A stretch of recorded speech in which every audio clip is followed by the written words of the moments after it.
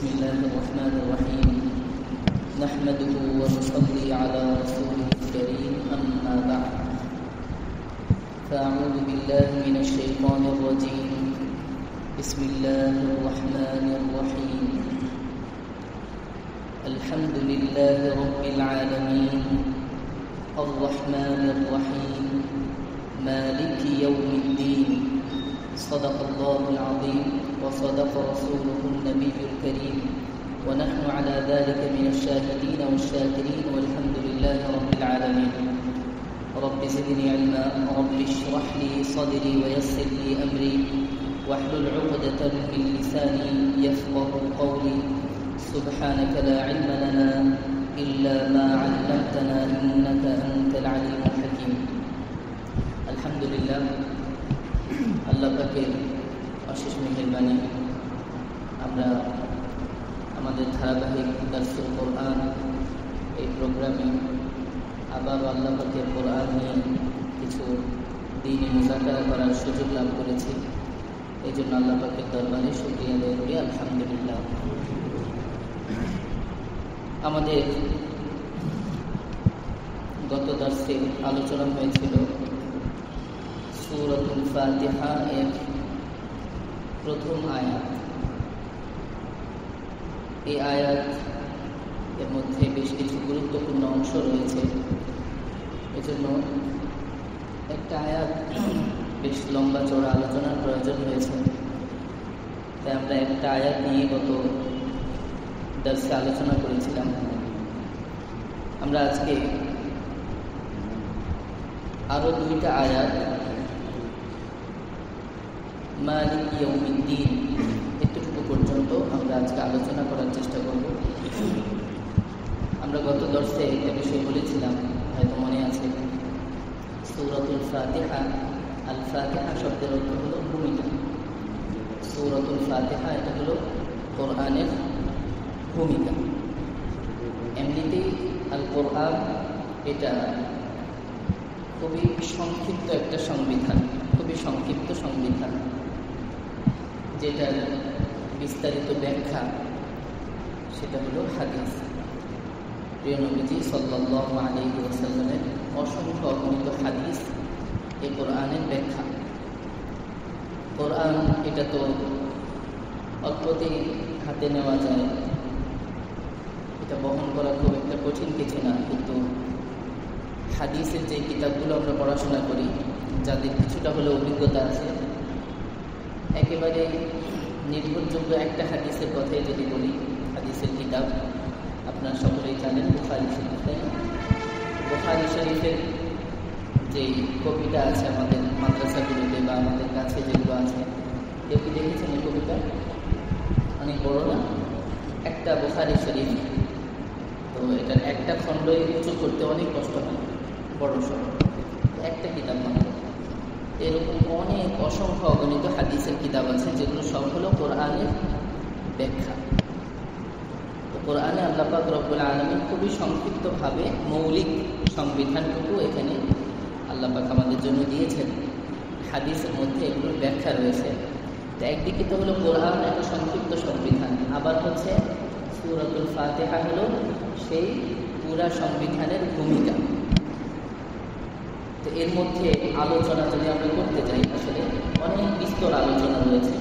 একটা ভূমিকা যেহেতু পুরা কোরআনের সার কথা ভূমিকাটা, তো এই জন্য এখানে আসলে অনেক বিষয় আলোচনা রয়েছে। এই জন্য আমরা এখানে একটু লম্বা চড়া আলোচনা করে সামনে যেতে হবে, যাতে করে মৌলিক বিষয়গুলো আমাদের বুঝে আসে। আমরা সবাই জানি যে আমাদের দার্সের পড়ার তিনটা বিশেষ অংশ রয়েছে। একটা হলো প্রথমে আমরা পড়ি শাব্দিক অনুবাদ, তারপরে বিস্তারিত ব্যাখ্যা সাপেক্ষ অনুবাদ, তারপরে আমরা এটা তাফসীরের দিকে যাই, সংক্ষিপ্ত কিছু তাফসীর যেগুলো অত্যন্ত জরুরি সেগুলোর দিকে। সূরাতুল ফাতিহার সংক্ষিপ্ত অনুবাদও করা হয়েছে, বিস্তারিত অনুবাদও করা হয়েছে। তারপরেও আমরা যতটুকু আজকে আবার আলোচনা করব, ততটুকু আমরা আবার একটু দৌড়ে নিই, যাতে করে পেছনের কারো যদি ঘাটতি থাকে সেটা আবার শুধরে যায়। আলহামদু অর্থ হলো প্রশংসা, সকল প্রশংসা। লিল্লাহি, লি মানে হচ্ছে জন্য, আর আল্লাহ তো আল্লাহ, লিল্লাহি আল্লাহর জন্য, আলহামদু লিল্লাহি সকল প্রশংসা আল্লাহর জন্য, রব রব্বু শব্দের অর্থ প্রতিপালক, প্রতিপালক, আল আলামিন, আল আলামিন শব্দটি, আলাম শব্দটির বহু বচন, আল আলামিন শব্দটি, আল আলাম শব্দের কি বলেন বহু বচন, আল আলাম শব্দের অর্থ হলো জগৎ। তো আল আলামিন মানে হলো জগৎ সমূহ। তো আরবি ব্যাকরণ হিসেবে এটাকে বলা হয় ইদাফাত, রব্বুল আলামিন এটা ইদাফাত হয়েছে। তো এটার অর্থ দাঁড়ায় হলো বিশ্ব জগতের বা জগৎ সমূহের প্রতিপালক, জগৎ সমূহের প্রতিপালক। পুরা আয়াতের অনুবাদ দাঁড়ায় আলহামদুলিল্লাহ রাব্বিল আলামিন, সকল প্রশংসা জগৎ সমূহের প্রতিপালক আল্লাহর জন্য। আর রহমান, তিনি পরম দয়ালু, এটা আল্লাহ পাকের একটা সিফাত। আর রহমান পরম দয়ালু, যিনি পরম দয়ালু। আর রাহিম এটাও কাছাকাছি অর্থ অসীম দয়ালু। তো আমাদের কাছে পরিচিত যে নুসখাগুলো আছে সেগুলোতে লেখা হয় পরম করুণাময় অসীম দয়ালু। আর রহমান অর্থ লেখা হয় পরম করুণাময়, আর রাহিম অসীম দয়ালু। মালিক, মালিক শব্দের অর্থ হলো অধিকারী, অধিপতি। ইয়াউম শব্দের অর্থ হলো দিবস, দিন। আদ-দ্বীন শব্দের অনেকগুলো অর্থ হয়। আদ-দ্বীন অর্থ ধর্ম, মতবাদ। আদ-দ্বীন অর্থ আবার বিচারের দিবস, বিচার, বিচার কার্য। তো ইয়াউমুদ্দিন মানে হলো বিচার দিবস। মালিক ইয়াউমিদ্দিন হলো বিচারের দিবসের মালিক, বিচারের দিবসের মালিক। আমরা আজকে এতটুকু পর্যন্ত আলোচনা শুনবো ইনশাআল্লাহ। এখানে তাহলে যে তিনটা আয়াত আমরা পড়লাম, পুরাটার অনুবাদটা কি দাঁড়ায়? সমস্ত প্রশংসা জগৎ সমূহের প্রতিপালক আল্লাহ তাআলার জন্য, যিনি পরম করুণাময় অসীম দয়ালু, যিনি বিচার দিবসের মালিক। আমরা গত মাজলিসে আলহামদুলিল্লাহ এটার বিস্তারিত আলোচনা করেছি। রব্বুল আলামিন, রব্বুল শব্দেরও বিস্তারিত আলোচনা করেছিলাম। এখানে আজকে আমাদের গুরুত্বপূর্ণ যে আলোচনাগুলো, আমরা 4টা পয়েন্ট আলোচনা করবো ইনশাআল্লাহ। 4টা পয়েন্ট। 1 নাম্বার হলো, এখানে আমরা একটা জিনিস খেয়াল করি, প্রথমেই দেখেন আলহামদু এরপরে যে শব্দটা এসছে সেটা হলো আল্লাহ, তাই না? আল্লাহ, আল্লাহ এটা হলো আমাদের প্রভু, আমাদের মালিকের সত্তাগত নাম, জাতি নাম, সত্তাগত নাম, মূল নাম এটা হচ্ছে আল্লাহ পাকের। এরপরে ধারাবাহিকভাবে 4টি গুণবাচক শব্দ আনা হয়েছে। কয়টি? 4টি গুণবাচক শব্দ আল্লাহ পাকের। 1 নাম্বার রব্বুল আলামিন, 2 নাম্বার আর রহমান, 3 নাম্বার আর রাহিম, 4 নাম্বার মালিক ইয়াউমিদ্দিন। খেয়াল করেছেন? তাহলে 1 নম্বরে আসলে হচ্ছে আল্লাহ পাকের জাতি নাম, মূল নাম। এরপরে 4টা সিফাতি নাম বা গুণবাচক নাম, রব্বুল আলামিন, আর রহমান, আর রাহিম, মালিকি ইয়াউমিদ্দিন। এখানে দেখেন আল্লাহ, এটার সাথে আল্লাহ পাকের ঈমানই একটা গুরুত্বপূর্ণ বিষয় সম্পৃক্ত, সেটা হলো উলুহিয়াত।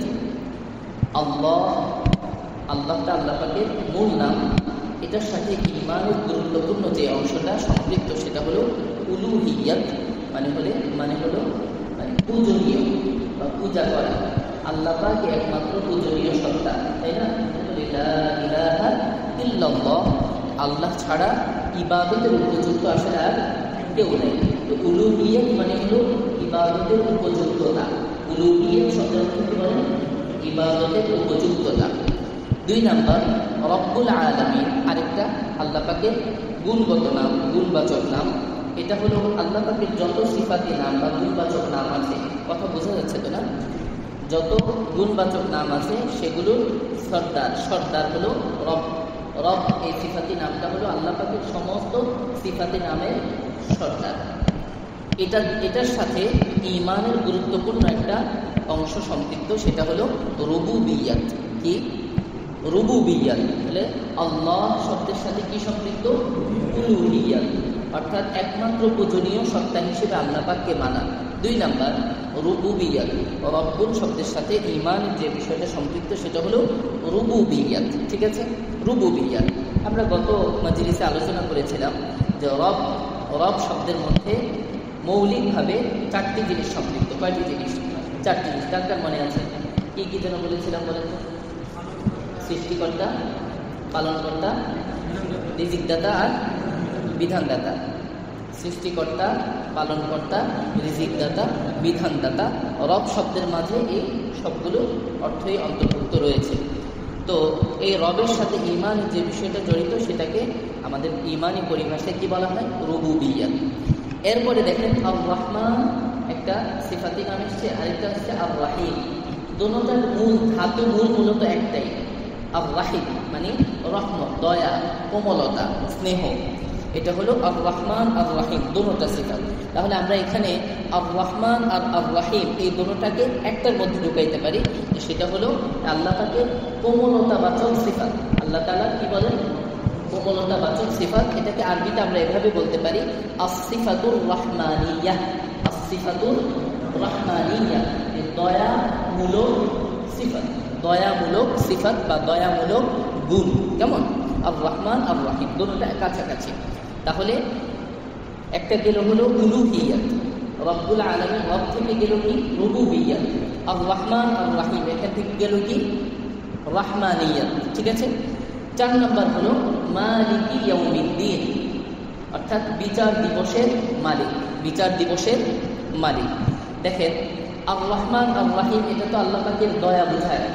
আর যিনি নাকি বিচার দিবসের মতো এমন একটা মহা দিবসের মালিক হন, তাহলে তিনি তো চারটিখানি কোনো সত্তা নন, তিনি অনেক দাপটওয়ালা, অনেক প্রভাবওয়ালা একজন সত্তা। তো মালিকি ইয়াউমিদ্দিন মূলত আল্লাহ পাকের প্রভাব, আল্লাহ পাকের আজমত, বরত্ব বোঝায়। আল্লাহ পাকে কি বোঝায় বলেন? প্রভাব বোঝায়। তিনি যে পরাক্রমশালী, অনেক বড় পরাক্রমশালী, এটা হলো মালিকি ইয়াউমিদ্দিন থেকে বোঝায়। আর রহমান আর রাহিম এখান থেকে সিফাত এসেছে হলো, আমরা নিলাম আসিফাতুর রহমানিয়া, আল্লাহ পাকের অনুগ্রহমূলক গুণ। আর মালিকি ইয়াউমিদ্দিন এটা হলো আল্লাহ পাকের পরাক্রমমূলক গুণ, পরাক্রমশালী হওয়ার কি গুণ। তাহলে আমরা এটাকে এভাবে বলতে পারি আসিফাতুল মালিকিয়া অথবা আসিফাতুল জাব্বারিয়া। ঠিক আছে, এই দুইটার যে কোনো একটা বলা যায়, আসিফাতুল মালিকিয়া অথবা আসিফাতুল জাব্বারিয়া। এই দুটোটার মূল অর্থ কাছাকাছি, অর্থাৎ পরাক্রমশালী হওয়ার যে গুণ, সেই গুণ। তাহলে মোট কয়টা গুণ আসলে বলেন তো? 4টা গুণ। 4টা না, গুণ মূলত 3টা, আর একটা তো সরাসরি আল্লাহ পাকের জাতি নাম। তো মূল ঈমানের অংশ হলো 4টা। 1 উলুহিয়াত, 2 রুবুবিয়াত, 3 রহমানিয়াত, 4 মালিকিয়াত বা জাব্বারিয়াত। ঠিক আছে, বুঝে আসছে এই 4টা।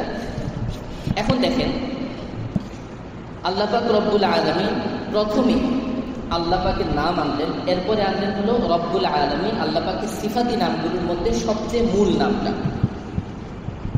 এই জায়গাটাতে এসে জাহিলি সমাজের, আরব জাহিলি সমাজের যে মুশরিকরা ছিল, তারা আল্লাহ পাকের উলুহিয়াত এবং রুবুবিয়াত এই দুইটা গুরুত্বপূর্ণ ঈমানের অংশের মধ্যে তারা সমন্বয় করতে পারে নাই। এই কারণে তারা বেঈমান হয়ে গিয়েছে। এই কারণে তারা কি হয়েছে বলেন?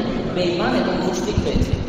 এবং আমরা এটার সাথে বর্তমান সময়েরও একটা বিষয় আলোচনা করার চেষ্টা করব, যেটাকে আমরা মিলাদে দেখব। এই আল্লাহ পাকের উলুহিয়াত এবং রুবুবিয়াত এই দুইটার মাঝে সমন্বয় না করার কারণে বর্তমানেরও কিছু মুসলিম, নামধারী ইমানদার, তারা আসলে ইমানের গণ্ডি থেকে বের হয়ে যায়। ইমানের গণ্ডি থেকে কি বের হয়ে যায়? আমরা বলি নাউজুবিল্লাহি মিন যালিক, মুসলমানের নাম ইমানওয়ালা নাম, কিন্তু ইমানের গণ্ডি থেকে বের হয়ে যাওয়া কিন্তু অনেক বিপজ্জনক কথা। এজন্য এটা অত্যন্ত বিপজ্জনক হিসেবে আমরা বিষয়টা চিন্তা করি। তাহলে এখানে আমাদের মূল বোঝার বিষয় হলো উলুহিয়াত এবং রুবুবিয়াত, এটার মাঝে সমন্বয় কিভাবে করা যায়, সমন্বয় কিভাবে না করার কারণে আরবের কাফেররা তারা মুশরিক হিসেবে ঈমানের গণ্ডি থেকে বের হয়েছে। বর্তমান সময়ের কিছু মানুষ কিভাবে ঈমানের গণ্ডি থেকে বেরিয়ে যায়, এই বিষয়টা আমাদের বোঝা দরকার। দেখেন আরবের যে কাফেররা ছিল, জাহিলি সমাজের কাফেররা, মুশরিকরা, তারা মূলত আল্লাহ পাককে রব হিসেবে স্বীকার করত। তারা মূলত আল্লাহ পাককে রব হিসেবে কি করতো বলে? স্বীকার করত। এটা আমার মুখের দাবি? মুখের দাবি না। আমরা একটু কোরআনের কয়েকটা জায়গা থেকে ঘুরে আসি। আমাকে একটু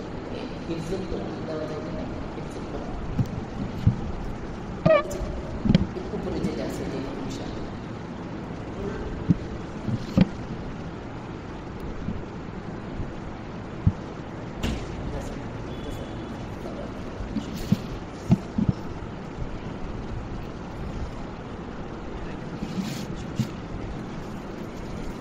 আমরা প্রথমে দেখি 18 নম্বর পারায়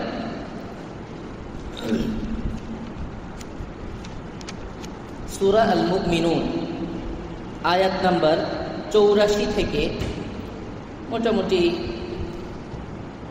89 নম্বর আয়াত পর্যন্ত। এই আয়াতগুলো যদি আমরা একটু দেখি, দেখেন আল্লাহ পাক এখানে বলেছেন যে কুল, নবীজি আপনি বলুন, লিমানিল আরদ ওয়া মান ফিহা, জমিন এবং তার মাঝে যা কিছু আছে, আরবের কাফিররা, আরবের মুশরিকরা, তোমরা বলো তো এগুলো কার? তাহলে আমরা যে রবের একটা সংজ্ঞা পড়েছিলাম গত মাজলিসে, রবের সংজ্ঞার সাথে এটা সম্পৃক্ত না? এটা সম্পৃক্ত। রবের সংজ্ঞাটা আসলে যায় কিসের সাথে? আল্লাহ পাকের ক্ষমতার সাথে।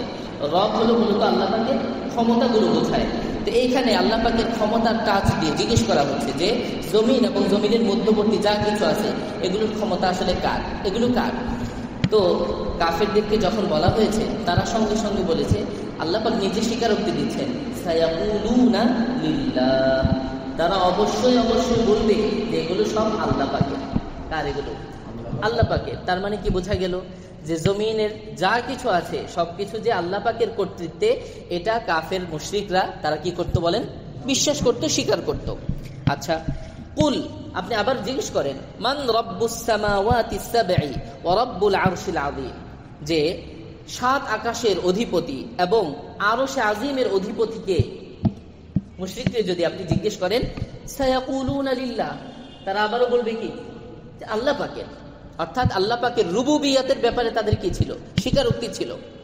এরপরে আপনি জিজ্ঞেস করেন, কুল মান বিয়াদিহি মালাকুতু কুল্লি শাইইন ওয়া হুয়া ইউজিরু ওয়া লা ইউজারু আলাইহি, আপনি জিজ্ঞেস করেন যে কার হাতে সমস্ত কিছুর মালিকানা এবং কে ওই সত্তা যিনি আসলে সবাইকে আশ্রয় দেন এবং তার বিরুদ্ধে গিয়ে আসলে আশ্রয় পাবার কোনো জায়গা নেই। ঠিক আছে? তো তারা বলবে সায়াকুলুনা লিল্লাহ। কে বলছেন? আল্লাহ পাক বলছেন যে অবশ্যই তারা এই কথা বলবে যে এগুলো সবকিছুর কর্তৃত্ব আসলে কার? একমাত্র আল্লাহ পাকের। তাহলে আল্লাহ পাকই মুশরিকদের ব্যাপারে স্বীকারোক্তি দিচ্ছেন যে মুশরিকরা আল্লাহ পাকের রুবুবিয়তের স্বীকারকারী। কথা বুঝে আসছে না? তাহলে আল্লাহ পাক যে আল্লাহ পাক স্বীকারোক্তি দিচ্ছেন, যদি শুধুমাত্র রুবুবিয়তের স্বীকার করা এটাই যদি ঈমানের জন্য যথেষ্ট হতো, তাহলে আল্লাহ পাকের কথা অনুযায়ী তো সার্টিফিকেট হয়ে যায় যে তারা ঈমানদার। কিন্তু আল্লাহ পাক বলছেন তারা মুশরিক। আল্লাহ পাক বলছেন কি তারা মুশরিক। তাহলে কি বোঝা গেল? শুধুমাত্র রুবুবিয়ত এটা ঈমানের জন্য যথেষ্ট নয়। আরেকটু আমরা দেখি 21 নম্বর পারা। দেখেন 21 নম্বর পারা, সূরার নাম হলো সূরা আল আনকাবুত। সূরার নাম সূরা আল আনকাবুত। এই সূরা আল আনকাবুতের 61 নম্বর আয়াত থেকে 63 নম্বর আয়াত পর্যন্ত, এখানে দুইটা আয়াত 61 এবং 63, এই দুইটা আয়াতের মধ্যে আবার একই ধরনের কথা। দেখেন, ওয়ালা ইন সাআলতাহুম, আপনি যদি তাদেরকে জিজ্ঞেস করেন, মান খালাকাস সামাওয়াতি ওয়াল আরদ, কে আসমান এবং জমিন সৃষ্টি করেছে, ওয়া সাখখারাশ শামসা ওয়াল কমার, চন্দ্র সূর্য কে পরিচালনা করে, লা ইয়াকুলুন্নাল্লাহ, অবশ্যই অবশ্যই তারা বলবে কে? আল্লাহ। এরপরে আবার 63 নম্বর আয়াতে, ওয়ালা ইন সাআলতাহুম, আপনি যদি আবারও তাদের জিজ্ঞেস করেন, মান নাযালা মিনাস সামাই মাআ, আসমান থেকে বৃষ্টি নাজিল করেন কে? পানি বর্ষণ করেন কে? ফাআহইয়া বিহিল আরদ মিন বা'দি মাউতিহা, এরপরে বিভিন্ন শুষ্ক জমিনকে এই পানি দিয়ে মৃত্যুবরণ করার পর আবার জীবন দান করেন কে? লা ইয়াকুলুন্না আল্লাহ, তারা কি বলবে? আল্লাহ। এই যে দুইটা অংশ থেকে আমি আপনাদেরকে যে বিষয়টা বুঝালাম সেটা হলো স্বয়ং আল্লাহ তিনি স্বীকারোক্তি দিচ্ছেন মুশরিকদের ব্যাপারে, যে মুশরিকরা আসলে আল্লাহ পাকের রুবুবিয়তের স্বীকারোক্তি দিত, কিন্তু আল্লাহ পাকই বলছেন রুবুবিয়তের স্বীকারোক্তি দেওয়া সত্ত্বেও তারা ঈমানদার নয়। তারা কি নয়? ঈমানদার নয়। তাহলে কেন ঈমানদার নয়? কারণ হলো তারা আল্লাহ পাকের উলুহিয়তকে বিশ্বাস করে নাই। তারা আল্লাহ পাককে কি করে নাই বলেন? উলুহিয়াতকে বিশ্বাস করে নাই। এটার প্রমাণটা আমরা কোত্থেকে নিব? 23 নম্বর পারায় আসি আমরা। 23 নম্বর পারায় এখানে একটা সূরা আছে,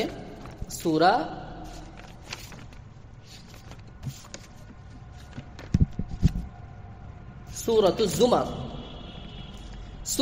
জুমার এর 3 নম্বর আয়াতে দেখেন আল্লাহ পাক রব্বুল আলামিন বলছেন, আমি প্রথম থেকে আয়াতগুলো শুনাই, ধারাবাহিকতা আছে এটার। তানজিলুল কিতাবি মিনাল্লাহিল আজিজিল হাকিম, এই কিতাব হলো মহান পরাক্রমশালী প্রজ্ঞাবান আল্লাহ পাক রব্বুল আলামিনের পক্ষ থেকে অবতারিত। ইন্না আনজালনা ইলাইকাল কিতাবা বিল হক, আল্লাহ পাক বলছেন যে নবীজি আপনার কাছে আমি এই কিতাবটা হক সহকারে, সত্য সহকারে নাজিল করেছি। ফা'বুদিল্লাহ, সুতরাং আপনি আল্লাহ পাকের ইবাদত করুন, আল্লাহ পাকের ইবাদত করুন। মুখলিসান লাহুদ্দিন, তার জন্য ইবাদতটা একদম একনিষ্ঠ করে, অর্থাৎ আল্লাহ ছাড়া আর কাউকে আপনি পূজা করতে পারবেন না, একমাত্র আল্লাহ পাকের ইবাদতই আপনি করতে হবে। আলা, সাবধান, জেনে রাখেন, লিল্লাহিদ দীনুল খালিস, একমাত্র একক ইবাদতের উপযুক্ত কে? আল্লাহ। ওয়াল্লাযীনা ইত্তাখাযু মিন দুনিহি আউলিয়া, এখান থেকে অংশটা বুঝেন। আর অন্যরা যারা নাকি আল্লাহ ছাড়া অন্যদেরকে ওলি বানায়, কি বানায়? ওলি বানায়, অভিভাবক বানায়, বা আল্লাহ পাকের সাথে শরীক হিসেবে রাখে, নির্ধারণ করে, তাদের বক্তব্যটা কি থাকে এই ক্ষেত্রে? মা না'বুদুহুম, আমরা তাদের ইবাদত করি না, ইল্লা, তবে কেন? লিয়ুকাররিবুনা ইলাল্লাহি যুলফা, তারা আমাদেরকে আল্লাহ পাকের নৈকট্যশীল করে দেবে। তারা কি বলে? অন্যান্য শরীক যে বানায়, তারা শরীকদের বানানোর ক্ষেত্রে তাদের বক্তব্য কি থাকে? যে আমরা তো আসলে এগুলোর মূলত এগুলোর ইবাদত করি না, মূলত আল্লাহ পাকের ইবাদত করি, এদের কাছে আসি, এদেরকে সেজদা দেই, এদেরকে কাছ থেকে সাহায্য চাই। এটার কারণটা হলো যে আমরা আসলে এদের মাধ্যমে আল্লাহ পাকের নৈকট্য চাই। এদের মাধ্যমে কি চাই বলেন? আল্লাহ পাকের নৈকট্য চাই। তো এই কারণে মূলত আমরা এগুলোর ইবাদত করি, না হলে আসলে আমরা এগুলোর কাছে আসতাম না। এই দেখেন, তাহলে এখান থেকে আমরা যে বিষয়টা বুঝলাম, আরবের যে মুশরিকরা ছিল, তারা তো আল্লাহ পাকের রব, এই সিফাতটা তারা বিশ্বাস করত, কিন্তু ইলাহ হিসেবে আল্লাহ পাককে যেভাবে ঈমান আনা দরকার ছিল সেভাবে তারা কি আনতো না বলেন? ঈমান আনতো না। তারা এর সাথে অন্যদেরকে, ভালো ভালো কিছু মানুষ যারা আগের যুগে ছিল, তাদেরকে পূজনীয় মানুষ হিসেবে গ্রহণ করত। এখনকার আমাদের বর্তমান সময়েও অনেক জায়গাতে এই একই রাস্তা দিয়ে, এই একই পথ দিয়ে শিরিক ঢুকছে কি ঢুকছে না বলেন? পূর্ববর্তী জামানার অনেক ভালো নেককার কোনো মানুষ, তাদেরকে শ্রদ্ধা করতে করতে করতে করতে করতে করতে একটা পর্যায়ে তার মধ্যস্থতা নিয়ে, তার ওসিলা নিয়ে আল্লাহ পাকের কাছে ইবাদত পেশ করা। আমাকে অনেক সময় বলে অনেক হুজুররা, অনেক ভাইয়েরা, যে হুজুর আমার স্ত্রী বা আমি কোরআন খতম করেছি, হুজুর আপনি বক্সাইয়া দেন। আপনি কি দেন? আপনি এটা আল্লাহর কাছে বক্সানো মানে পাঠানো, উনি পাঠাইতে পারছে না, আমার মাধ্যমে কি করতে হবে? এটা আল্লাহ পাকের কাছে পাঠাইতে হবে। এই যে এই কথাটা তিনি বললেন, বলেন তো কেন বলেছেন এটা? তিনি আমাকে শ্রদ্ধার এমন জায়গায় নিয়ে গেছেন যে এই জায়গাতে আসলে নেওয়া কোনোভাবেই কাম্য না, এটা শিরকের পথে তাকে ঢুকিয়ে দিচ্ছে। তারা বুঝতে পারছে না যে শিরকের একটা অংশ তার ভিতরে ঢুকিয়ে গিয়েছে। মূলত আমাদের বিভিন্ন জায়গায়, দেশের বিভিন্ন জায়গায় আগের যুগের বড় বড় বিভিন্ন মনীষী আল্লাহর ওলিদেরকে এভাবে আপনার প্রিয় মনে করতে করতে করতে তাদেরকে এখন পূজনীয় বানিয়ে ফেলা হয়েছে।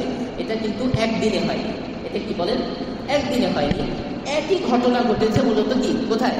আরবের জাহিলি সমাজে মুশরিকদের মধ্যে।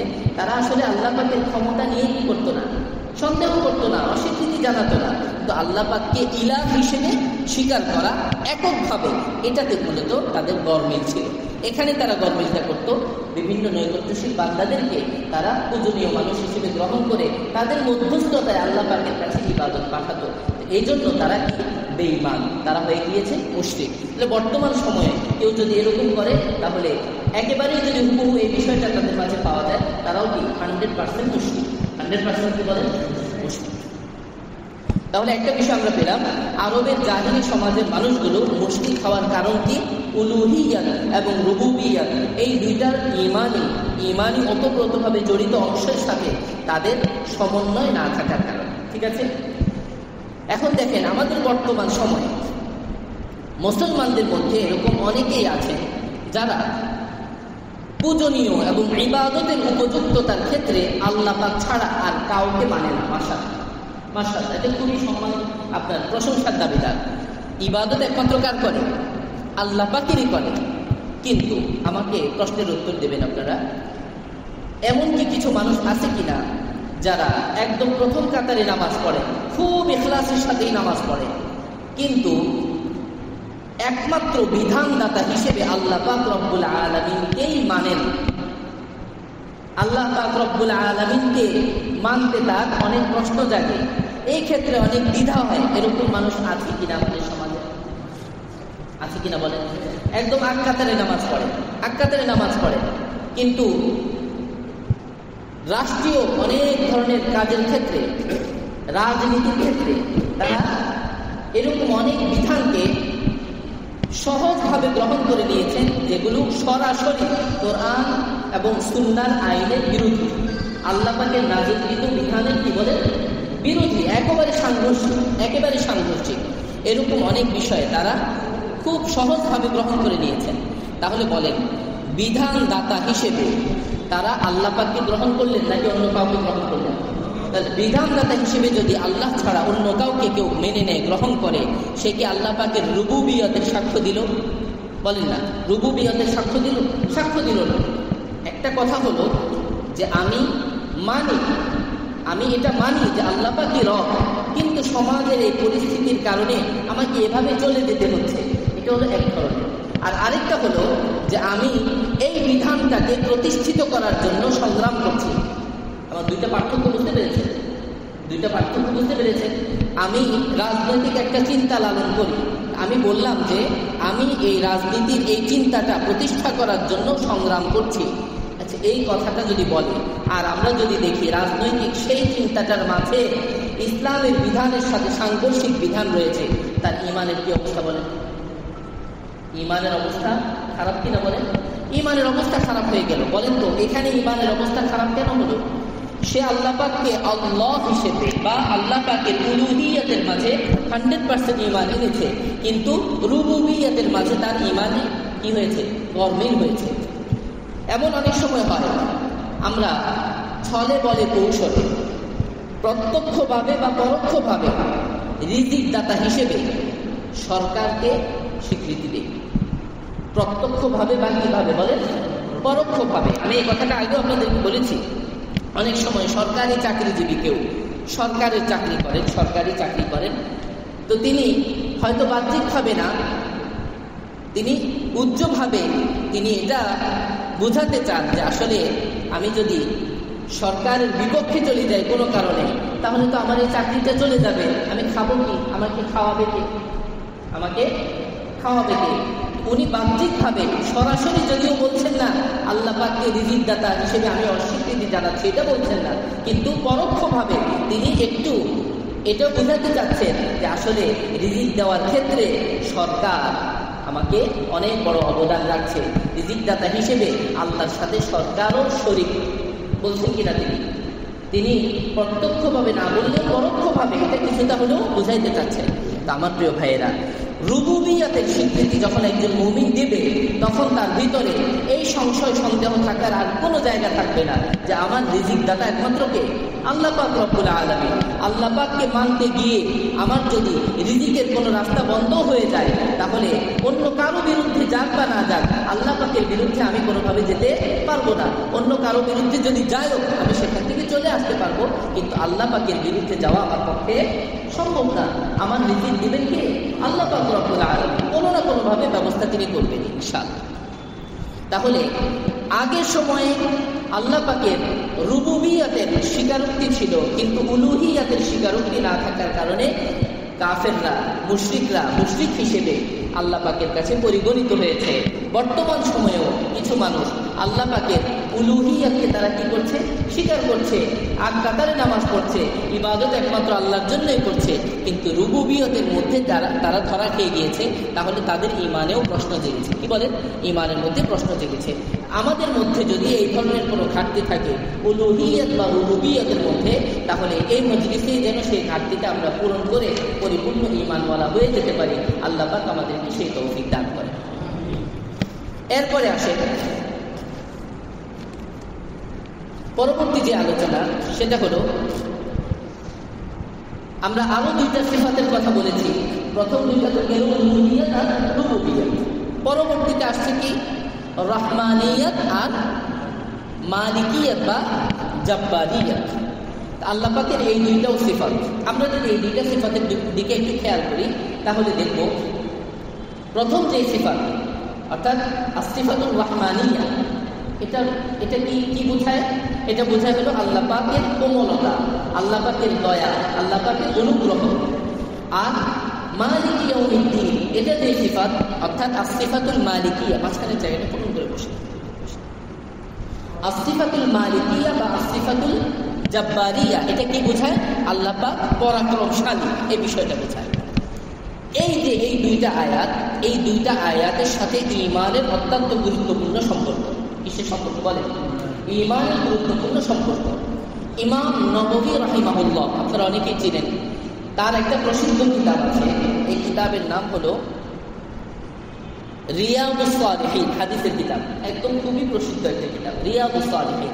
তিনি এই কিতাবের মধ্যে একটা অধ্যায় এনেছেন, আল ঈমানু বাইনাল খাউফি ওয়ার রাজা। ঈমান হলো ভয় এবং আশা, এই দুইটার মাঝামাঝি অবস্থানে। ঈমান হলো কোন কিসের অবস্থানে বলেন? একদিকে ভয় আর একদিকে কি? আশা। অর্থাৎ আল্লাহ পাকের কাছ থেকে একদিকে আপনার আশান্বিত হতে হবে, আবার আরেক দিকে আল্লাহ পাকের ভয়ও থাকা লাগবে। শুধুমাত্র আল্লাহ পাকের কাছ থেকে আপনি বড় বড় আশা করলেন, আল্লাহ পাকের ব্যাপারে আপনার কোনো ভয় নাই, ঈমান পূর্ণ হবে না। ঈমান কি হবে না বলেন? পূর্ণ হবে না। এই ধোঁকায় আমাদের বর্তমান সমাজের অনেক মানুষ আছে, আগেও অনেক মানুষ ছিল।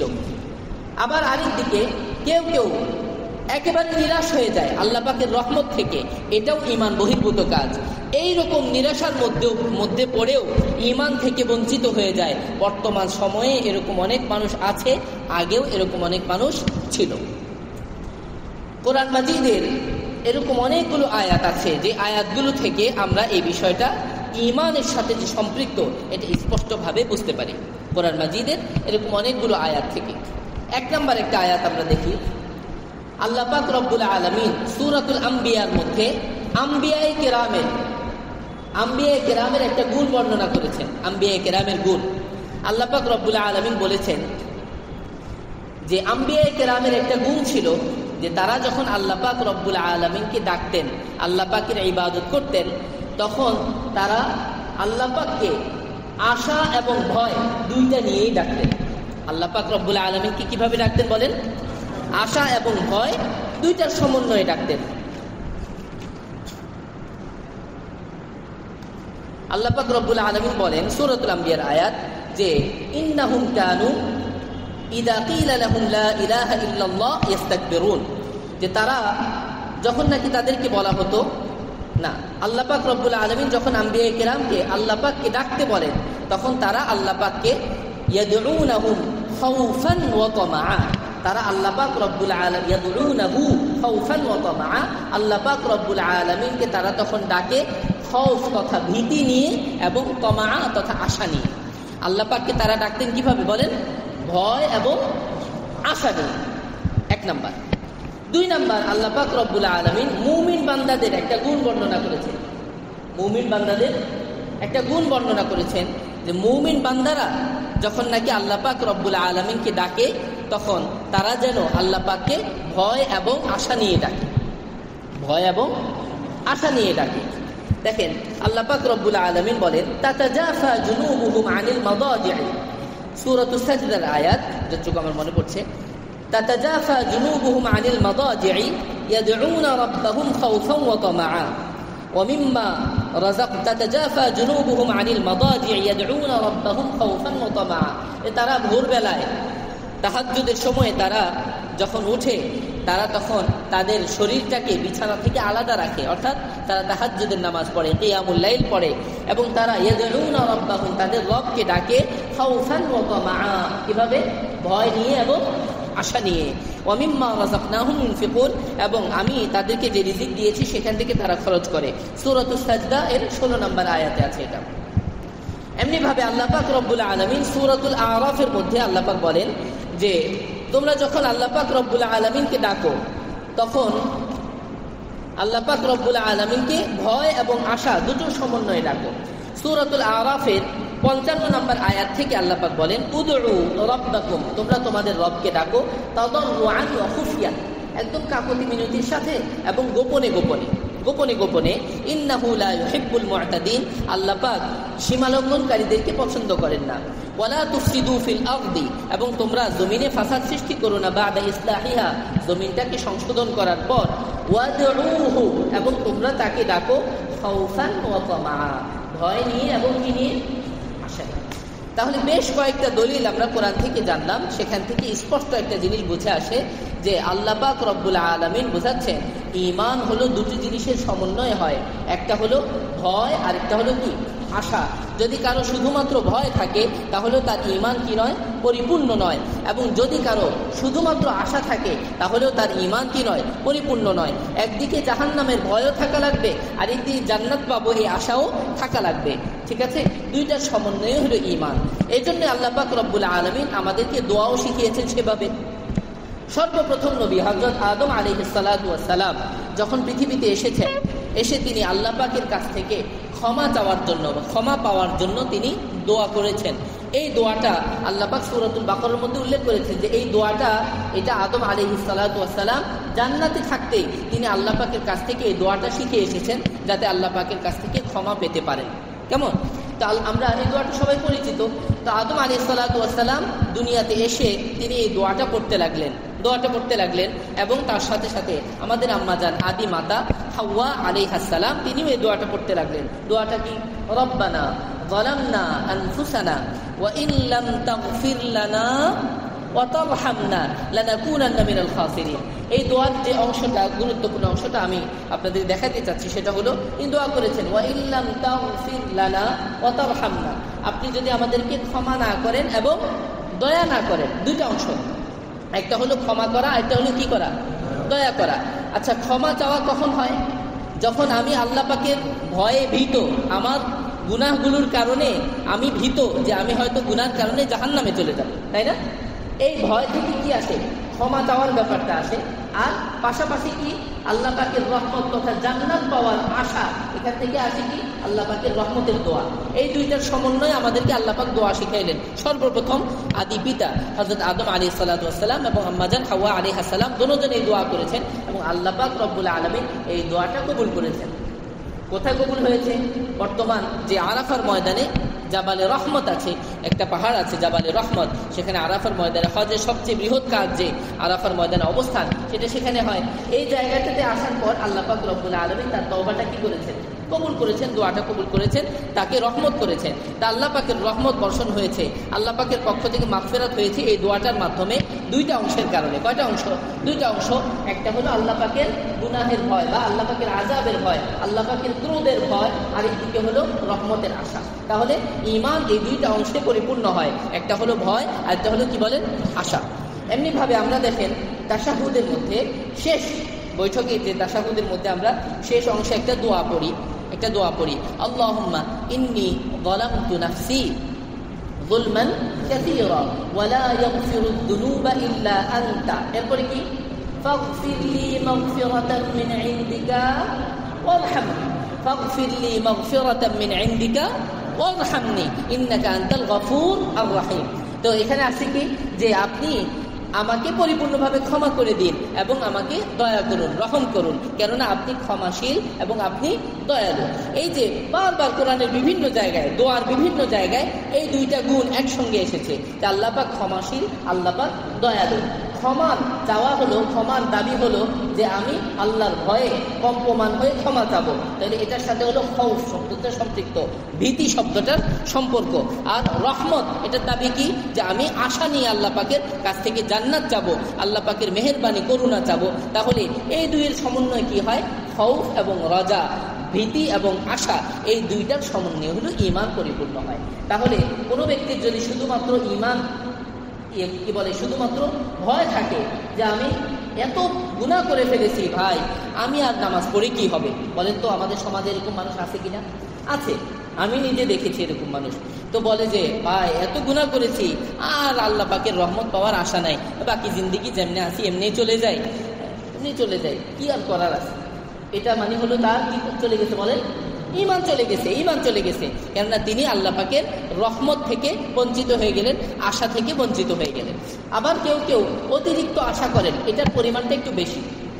অতিরিক্ত আশা, ইবাদত করে না কিছু না, সুদ খেয়ে বেড়াচ্ছে, দুনিয়া 2 নম্বরই কাজ করে বেড়াচ্ছে, আর মনে মনে মনে করে যে কি, মনে মনে মন কলা খায় যে ঈমান তো আছেই, তো আমি জান্নাতে যাব না তো কে যাবে, কয়েকদিন হয়তো শাস্তি টাস্তি পাবো, পাওয়ার পরে আমরা কি পেয়ে যাব, সব জান্নাত পেয়ে যাবো, সমস্যা নেই, অল্প কয়েকটা দিন একটু এই আগুনের ঝলসানি টলসানি খাইলে অসুবিধা নেই, পরে তো জান্নাত পাবোই, পরে তো কি জান্নাত পাবোই। বলেন তো এটা কি?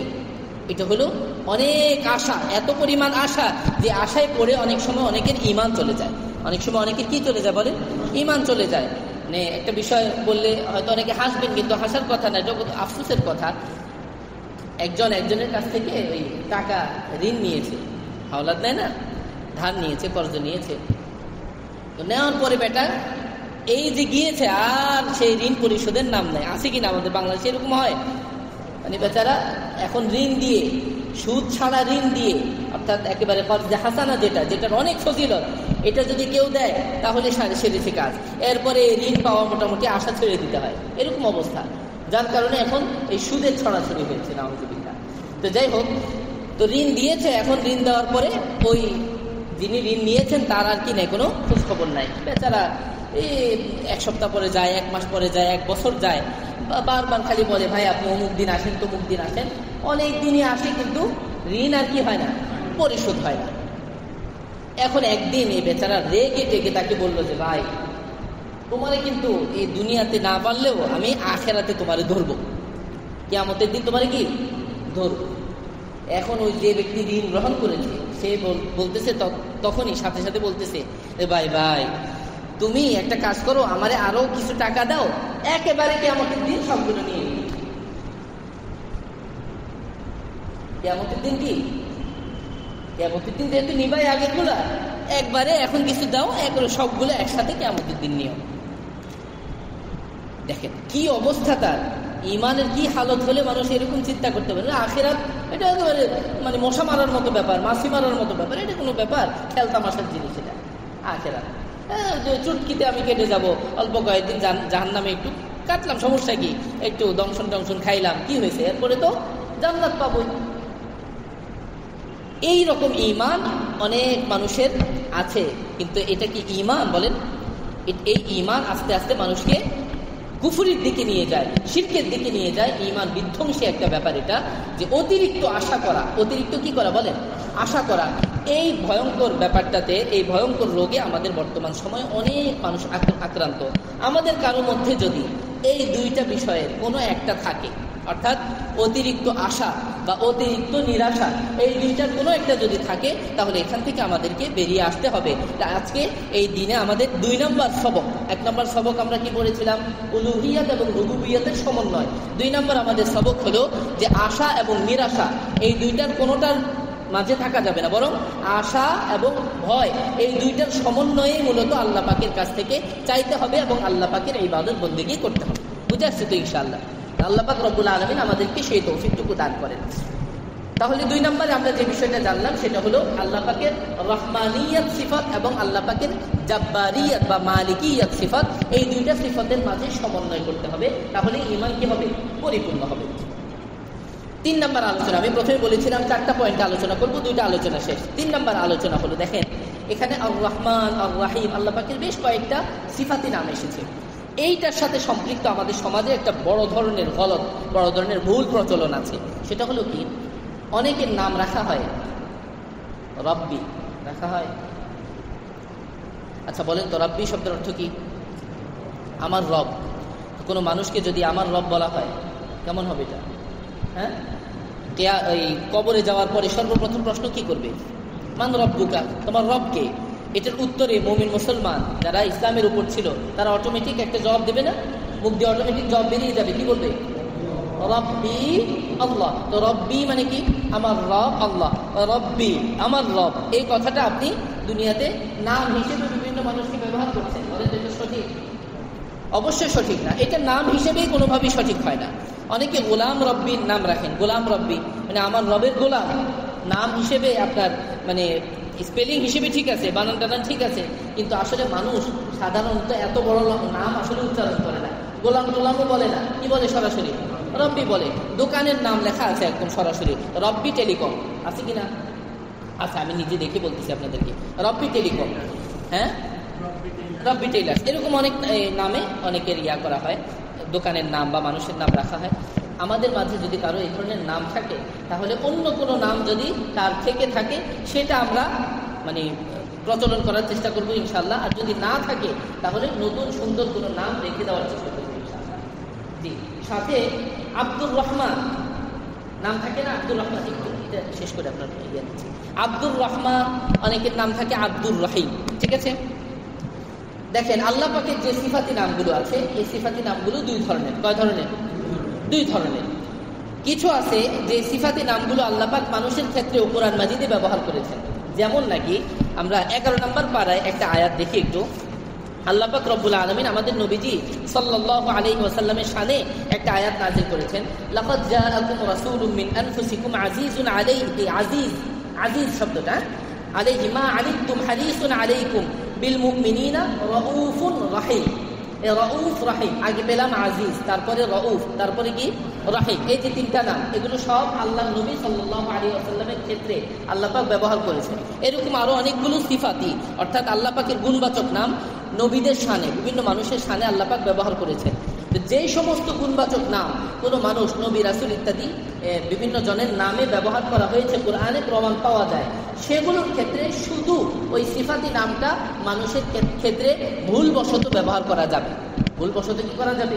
ব্যবহার। যেমন তাহলে আমরা এখানে একটা নাম পেলাম রহিম, আল্লাহ নবীর ক্ষেত্রে ব্যবহার করা হয়েছে। তাহলে কোনো মানুষের নাম যদি রাখা হয় আব্দুর রহিম, ভুলবশত কেউ যদি রহিম রহিম বলে, রহিম রহিম বলে, তাহলে কি হবে না? গুনাহ হবে না ইনশাআল্লাহ। কিন্তু আল্লাহ পাকের সিফাতি নামের ক্ষেত্রে কিছু সিফাতি নাম আছে যেগুলো অন্য কারো ক্ষেত্রে আল্লাহ পাক ব্যবহার করেননি। যেমন রহমান, যেমন রব, এই সিফাতি নামগুলো আল্লাহ পাক আল্লাহ ছাড়া অন্য কারোর সাথে ব্যবহার করেননি। সুতরাং এই নামগুলো কারোর সাথে ইজাফাত ছাড়া, অন্য শব্দের সাথে যুক্ত করা ছাড়া ব্যবহার করা যাবে না। যেমন কারো নাম আব্দুর রহমান রাখা হলো, সেখানে যদি রহমান ডাকা হয়, এবং এটা আমাদের সমাজে প্রচুর প্রচলন আছে, প্রচুর আছে এটা। এমনকি শুধু রহমান বলেই ক্ষান্ত হয় না, রহমান না বলে কিনা, নাউজুবিল্লাহ, বলে কিনা? এটা বলে। তো আব্দুর রহমান নাম, এটা আল্লাহর খুব পছন্দনীয় নাম। আব্দুল্লাহ, আব্দুর রহমান খুব পছন্দনীয় নাম। তো এই পছন্দনীয় নামটাকে বিকৃত করে শুধুমাত্র রহমান ডাকা, এটা কি নয়? বলে জায়েজ নাই। এমনি ভাবে প্রথম যেটা বললাম রব্বি, রব্বি বলা কি হবে না? জায়েজ হবে না। আব্দুর রব, অনেকের নাম আছে আব্দুর রব, আব্দুর রব যদি বলা হয় এটা ঠিক আছে, সহি হবে। সাধারণত আব্দুর রব এটা ডাকে না মানুষ, রব রব বলে ডাকে, এই রব, ঠিক আছে, এরকম ডাকে না, এরকম ডাকে। তো এই জন্য খুব সতর্কতা হলো যে এই ধরনের নামগুলো কি না করা, একটু অ্যাভয়েড করে চলা। আর যদি আমার আত্মবিশ্বাস থাকে যে আমি যে সমাজে থাকি ওনারা ইনশাল্লাহ আব্দুর রহমান নামটা রাখলে আমাকে আব্দুর রহমানই বলবে, তাহলে এই নামটা রাখবো ইনশাল্লাহ। যদিও এই নামটা পছন্দনীয়, কিন্তু মানুষ যেহেতু বিকৃত করার একটা সম্ভাবনা আছে, এই জন্য এই নামটা মানে কারো নাম না রাখলেই ভালো হবে। আব্দুল্লাহ রাখতে পারি, আব্দুল্লাহটাকে কেউ বিকৃত করে আল্লাহ বলে না, বলে নাকি? আব্দুল্লাহ বলে। বা অন্য অনেক সুন্নত নাম আছে, সেগুলো রাখতে পারি ইনশাল্লাহ। এটা হলো একটা গুরুত্বপূর্ণ সতর্কতা, আমরা ইনশাল্লাহ এটা বোঝার চেষ্টা করবো। 8টা পর্যন্ত সময় না? আচ্ছা, মাশাআল্লাহ, ভালো কথা বলেছেন। কিবরিয়া মানে হলো অহংকার। এটা যদিও আল্লাহ পাকের সিফাতি নামের সাথে সম্পৃক্ত না, বাকি কোরআন মাজিদে আছে যে ওয়ালাহুল কিবরিয়া, যে সমস্ত অহংকার মূলত কার জন্য? আল্লাহ পাকের জন্য। এই জন্য আমার এক সাথী ছিলেন, নাম ছিল গোলাম কিবরিয়া। গোলাম কিবরিয়া মানে কিবরিয়া নামটা হলো অহংকার, আল্লাহ পাকের অহংকারের সাথে সম্পৃক্ত।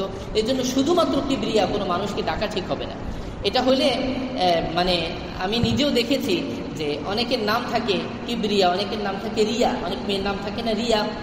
আমি একেবারে নিজের চোখে আমার ফ্যামিলির মধ্যে এরকম দেখেছি যে রিয়া নাম রেখেছে, আমরা নিষেধ করেছি রিয়া নাম রাখার জন্য, তো অন্য নামও রেখেছে। তো অন্য নামটা না দেখে তারা ডাকা শুরু করেছে হলো রিয়া। এখন পরবর্তীতে এমন অবস্থা হয়েছে এই মেয়েটা খালি প্রদর্শন করে বেড়ায়। কি করে? নামের একটা আসর আছে না, মানে খালি মানুষকে প্রদর্শন করে বেড়ায়, রূপ প্রদর্শন করে, এই প্রদর্শন করে, সেই প্রদর্শন করে। ওই রিয়া অর্থ কি? প্রদর্শন করা, মানুষকে দেখানো, লোক দেখানো। এই তার মধ্যে এই নামের প্রভাব পড়ে গেছে। আলহামদুলিল্লাহ পরবর্তীতে এটা নাম বাদ দিয়ে তার আরেকটা নাম আছে আর কি, সেই নামটাই তার প্রচলন করা হয়েছে।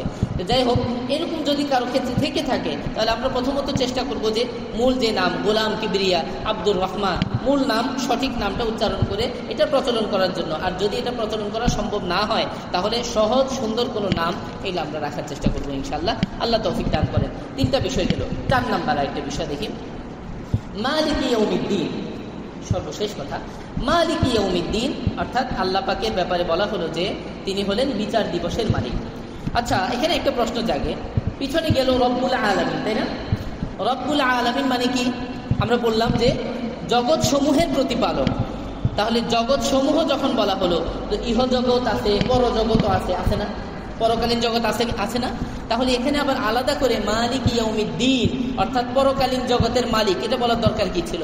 আগেই তো রব্বুল আলামিনের মধ্যে চলে গিয়েছে, ঠিক আছে? এখন আবার বিশেষভাবে আপনার পরকালীন জগৎ বা বিচার দিবসের তিনি মালিক, এটা বলার কি দরকার পড়বে? কথা বুঝে আসছে? যে গুরুত্বপূর্ণ একটা প্রশ্ন। এই প্রশ্নের উত্তরটা 2 ভাবে দেওয়া যায়। কয়টা? 2টা উত্তর, গুরুত্বপূর্ণ। এটা 1 নাম্বার উত্তর হলো, সেটা হলো আমরা এই প্রশ্নটা মানে প্রশ্নের উত্তর 2 রকম হতে পারে, যে আমি প্রশ্নটা গ্রহণ করে উত্তর দিচ্ছি, আর আরেকটা হলো আমি প্রশ্নটাই মানছি না। প্রশ্ন 2 ভাবে হয়, এই আর উত্তর 2 ভাবে হয়। আমরা আরবিতে এটাকে বলি, একটা হলো জবাবে তাসলিমি, মানে গ্রহণমূলক জবাব।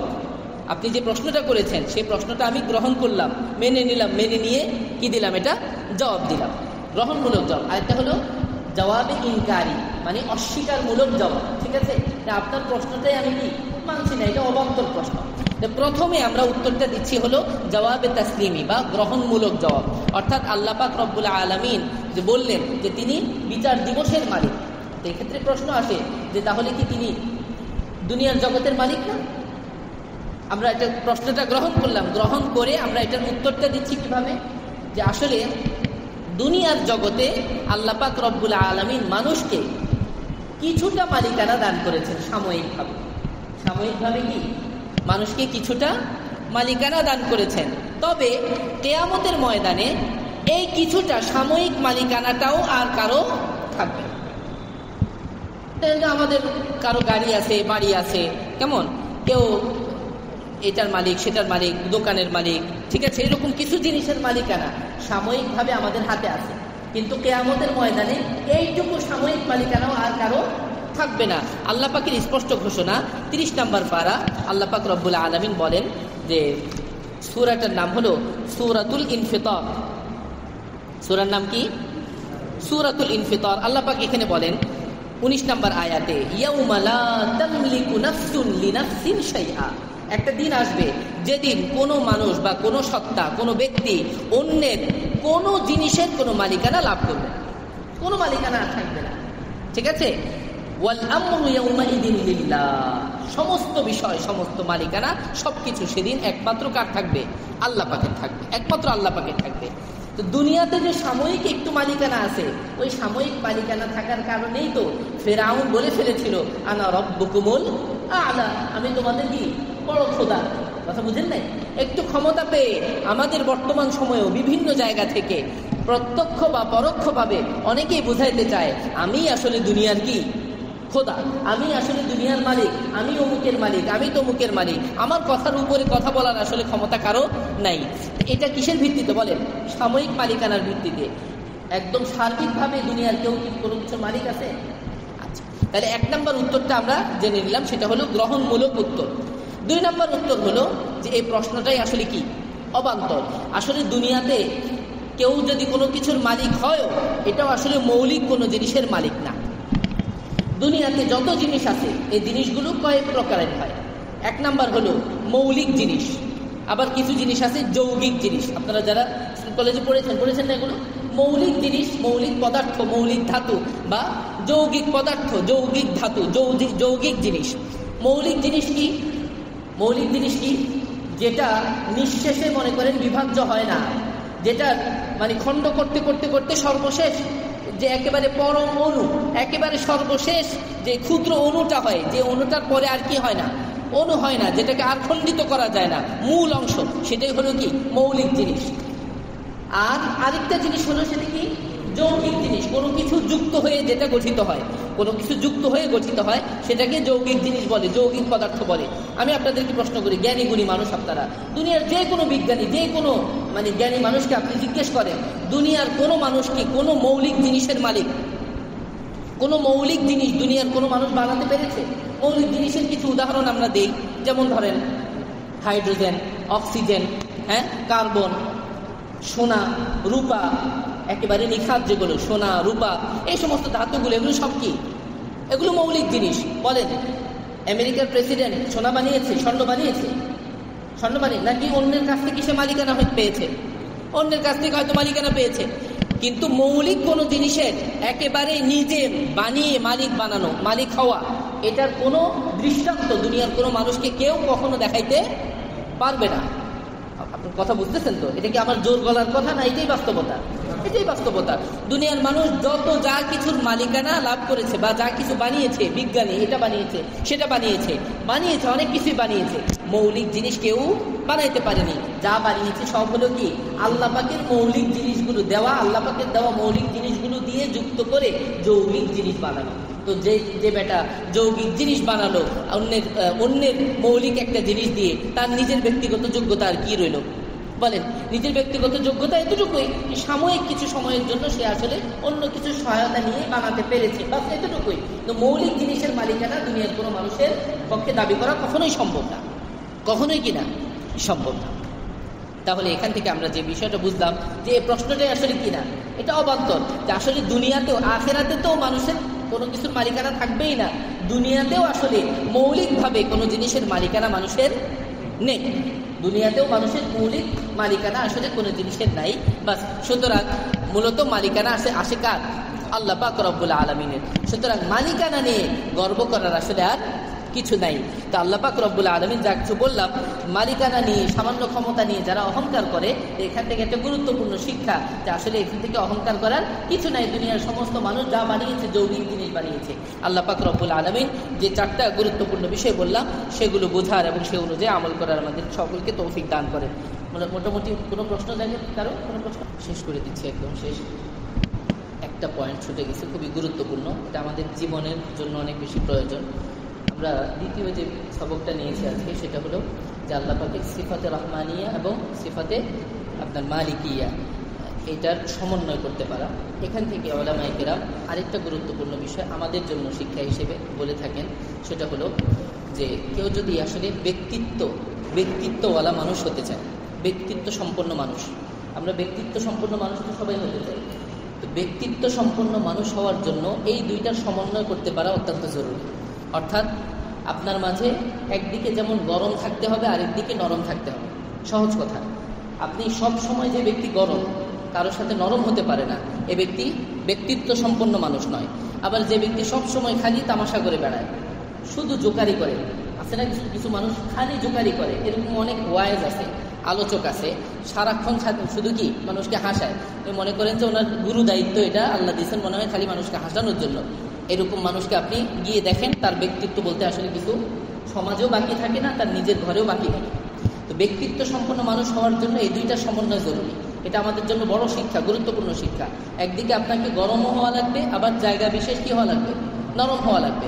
সবসময় গরম না, সবসময় গরমও না, সবসময় কি না নরম না, দুইটা সমন্বয় থাকতে হবে। আচ্ছা, এই নিয়ে মোট 5টা সবক গিয়েছে আজকে। এক নাম্বার কি একটু আমরা একদম সার কথাটা চলে আসি। 1 নাম্বার হলো আপনার রুবুবিয়ত এবং উলুহিয়তের মাঝে সমন্বয়। 2 নাম্বার সিফাতে রহমানিয়াত এবং সিফাতে মালিকিয়াতের মাঝে সমন্বয়।